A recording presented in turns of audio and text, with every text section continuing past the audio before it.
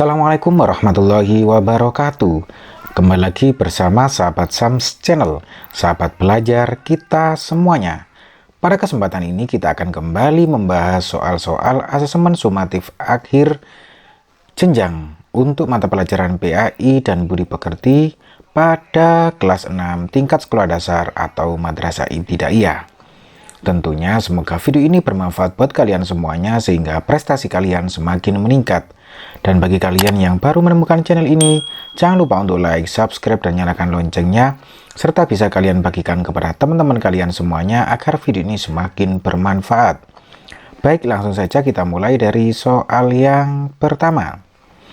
Ad-duha artinya waktu, A pagi, B siang, C sore, D malam.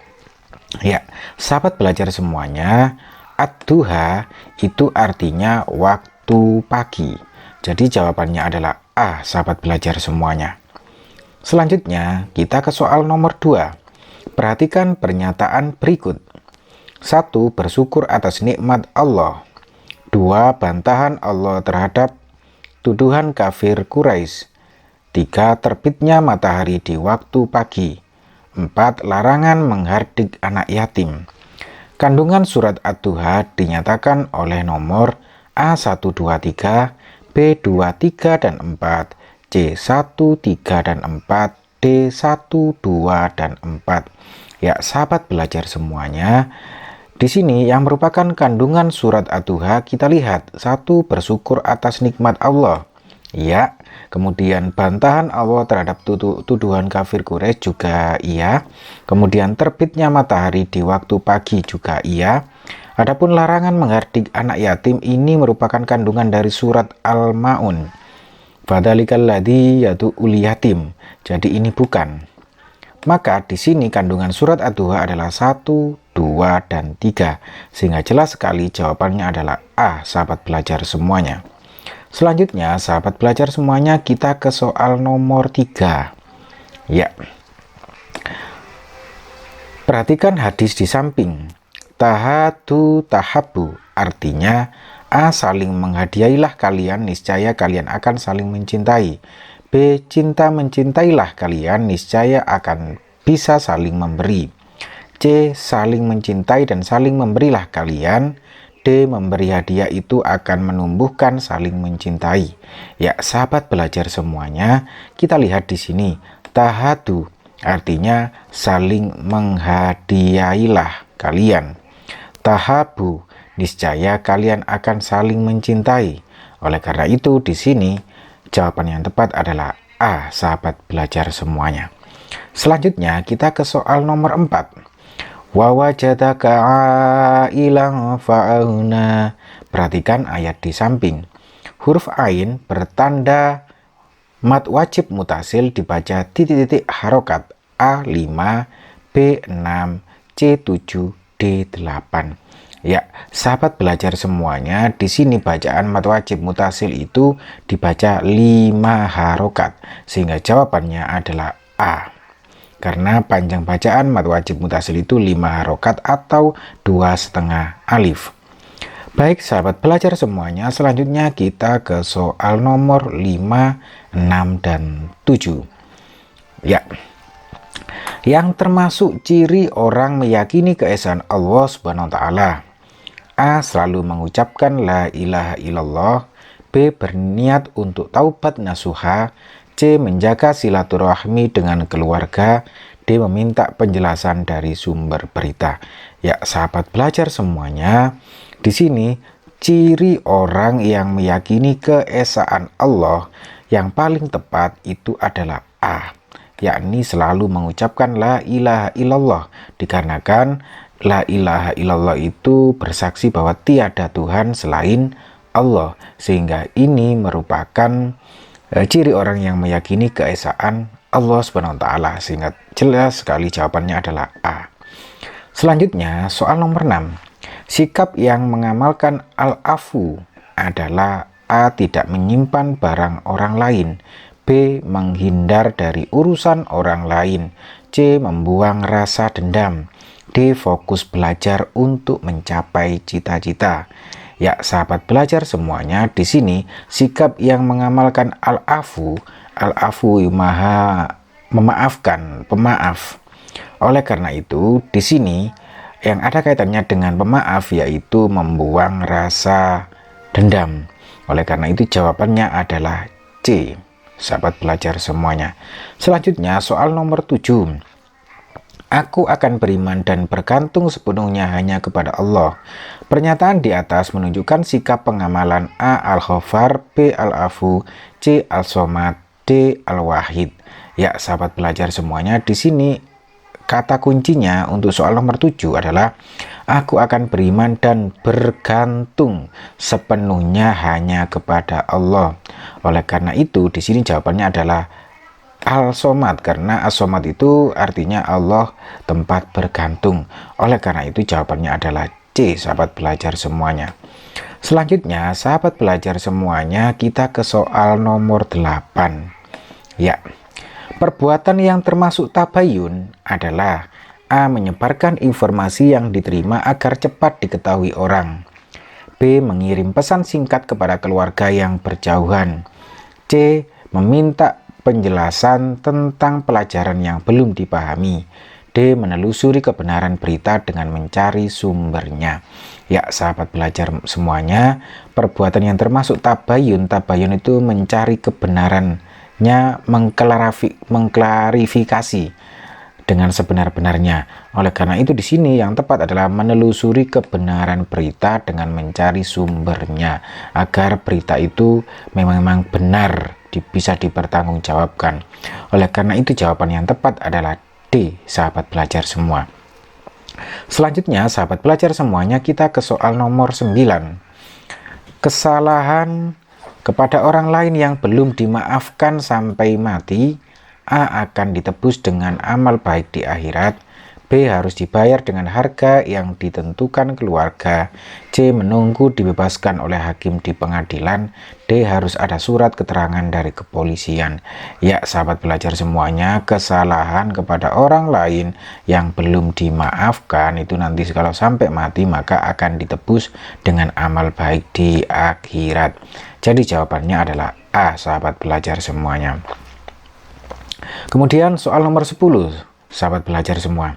Waktu terbaik untuk menyatakan penyesalan kepada orang yang dianiaya adalah A. Sesegera mungkin, B. Menunggu waktu terbaik, C. Pada hari raya Idul Fitri, D. Setiap tahun baru Islam. Ya, sahabat belajar semuanya, waktu terbaik untuk menyatakan penyesalan kepada orang yang dianiaya itu ya sesegera mungkin. Kita tidak boleh menunda karena kita tidak tahu umur kita berapa. Jadi kita untuk melakukan mohon maaf atau menyatakan penyesalan kepada orang yang dianiaya yaitu sesegera mungkin, sehingga jawabannya adalah A, sahabat belajar semuanya. Selanjutnya sahabat belajar semuanya, kita ke soal nomor 11. Ya, di bawah ini termasuk syarat menyatakan penyesalan. A. Bersungguh-sungguh mengakui kesalahan. B. Berjanji tidak akan menuntut balas. C. Meminta bantuan kepada orang lain. D. Mempererat rasa persaudaraan. Ya, sahabat belajar semuanya, di sini syarat menyatakan penyesalan adalah bersungguh-sungguh ketika kita mengakui kesalahan atas kesalahan yang kita perbuat. Kita harus sungguh-sungguh mengakui kesalahannya, sehingga jelas sekali jawabannya adalah A, sahabat belajar semuanya. Berikutnya soal nomor 12. Yang tidak termasuk hikmah memaafkan adalah berarti ini yang tidak. A. Mempererat persaudaraan, ini adalah hikmah. B. Menciptakan hidup damai, ini adalah hikmah. C. Sehat lahir dan batin, ini adalah hikmah maafkan. D. Merendahkan diri dan kehormatanlah, ini bukan. Jadi yang tidak termasuk jelas sekali adalah D, sahabat belajar semuanya. Yang tidak termasuk hikmah memaafkan.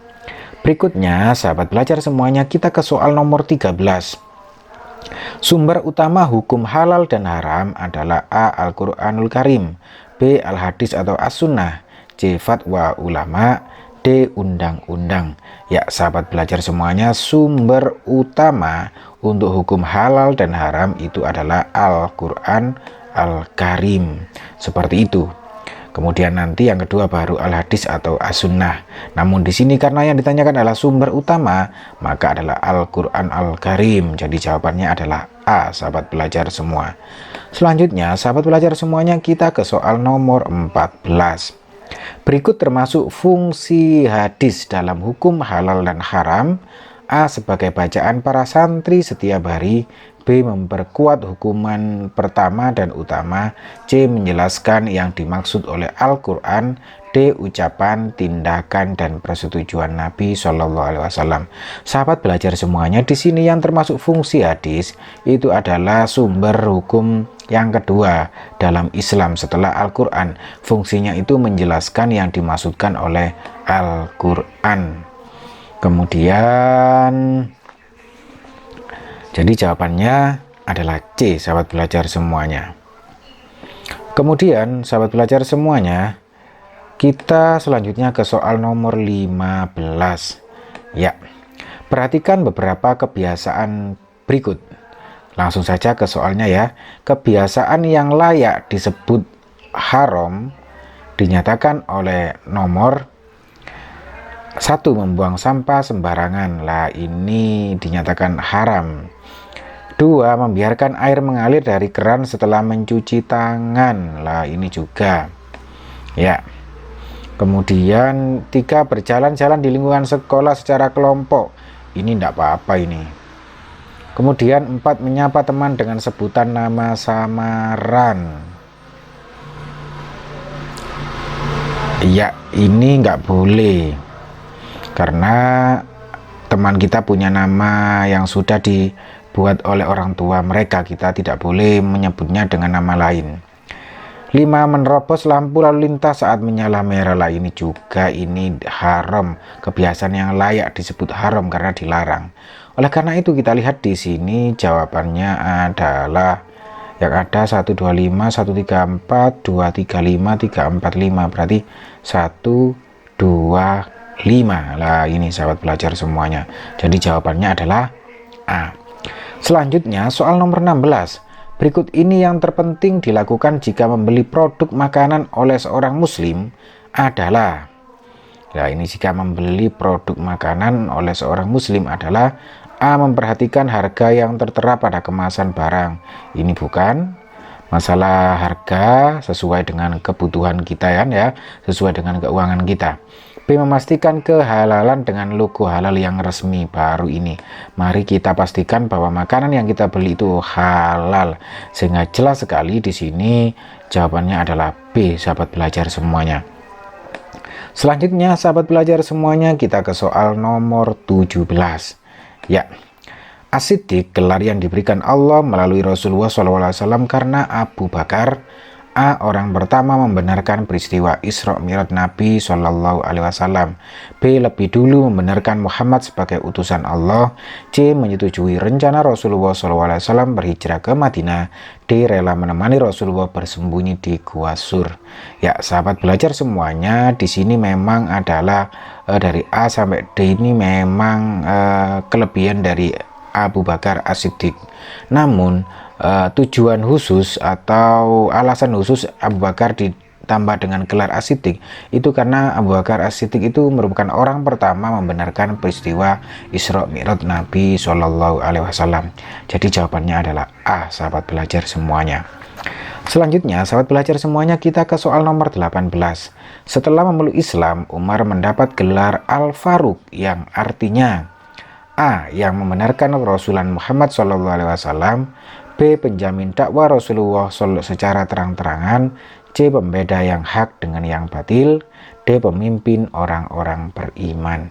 Ya, sahabat belajar semuanya, setelah memeluk Islam, Umar mendapat gelar Al-Faruq. Al-Faruq itu artinya pembeda yang hak dengan yang batil. Jadi jawabannya di sini adalah C, sahabat belajar semuanya. Selanjutnya, sahabat belajar semuanya, kita scroll ke atas ya. Khalifah yang memerintahkan menghidupkan malam bulan Ramadan adalah A. Abu Bakar As-Siddiq, B. Umar bin Khattab, C. Utsman bin Affan, D. Ali bin Abi Thalib. Ya sahabat belajar semuanya, Khalifah yang memerintahkan menghidupkan malam bulan Ramadan itu adalah Umar bin Khattab. Jadi jawabannya adalah B, sahabat belajar semuanya. Selanjutnya, sahabat belajar semuanya, kita ke soal nomor 20. Selama kekhalifahan Umar bin Khattab berhasil membangun berbagai kota. Umar menjadi khalifah selama di tahun A10, B11, C12, D13.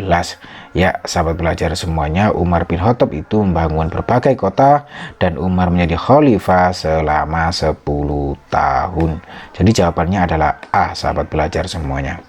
Baik sahabat belajar semuanya, kami cukupi sekian dulu ya untuk pembahasan soal asemen sumatif akhir jenjang untuk mata pelajaran PAI dan budi pekerti bagian pertama.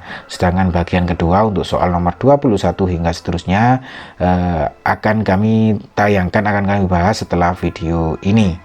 Tentunya semoga video ini bermanfaat buat kalian semuanya sehingga prestasi kalian semakin meningkat. Dan bagi kalian yang baru menemukan channel ini, jangan lupa untuk like, subscribe, dan nyalakan loncengnya, serta bisa kalian bagikan kepada teman-teman kalian semuanya agar video ini semakin bermanfaat. Sampai ketemu lagi di pembahasan-pembahasan soal berikutnya. Wassalamualaikum warahmatullahi wabarakatuh.